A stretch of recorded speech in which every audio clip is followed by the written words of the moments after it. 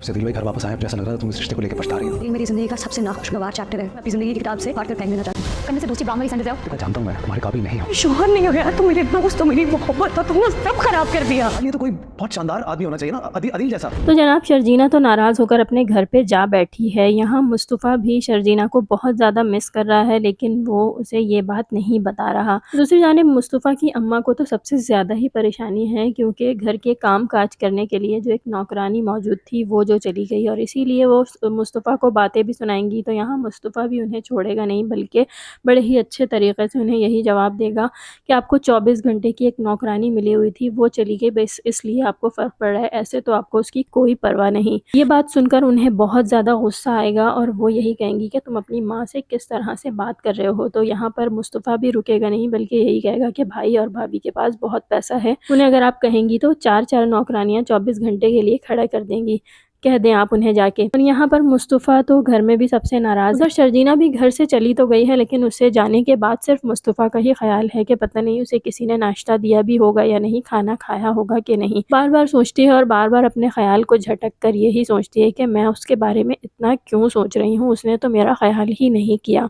यहाँ आने वाली एपिसोड बहुत ही ज़्यादा इंटरेस्टिंग होने वाली है, क्योंकि मुस्तफ़ा जब ये देखेगा कि शर्जीना उससे कोई रब्ता नहीं कर रही और ना ही वापस आ रही है, तो वो परेशान भी होगा और उसे इस बात का एहसास भी होगा कि उसने शर्जीना के साथ अपना रवैया अच्छा नहीं रखा और उसे उससे अपने रवैये की माफ़ी मांगनी चाहिए। ये सोचकर वो शर्जीना के घर चला जाएगा। शर्जीना उसे देखकर हैरान ज़रूर होगी, लेकिन कुछ भी नहीं कहेगी। वहाँ जाने के बाद हम देखेंगे कि मुस्तफ़ा उससे यही कहेगा कि मैं तुम्हारे काबिल नहीं, तो लिए तो कोई बहुत ही अच्छा और डैशिंग बंदा होना चाहिए था, बिल्कुल अदील भाई जैसा निकम्मा तुम्हारी ज़िंदगी में आ गया। सारी बातें शर्जीना जब सुनेगी तो उसे ये बात समझ आ जाएगी कि मुस्तफ़ा अब इस तरह से क्यों बिहेव कर रहा है, और वो उसे यही समझाने की कोशिश करेगी कि मैंने तुमसे मोहब्बत की है, दिल का चैप्टर मेरी ज़िंदगी से ख़त्म हो चुका है और अब मैं उसके बारे में कुछ भी नहीं सोचती।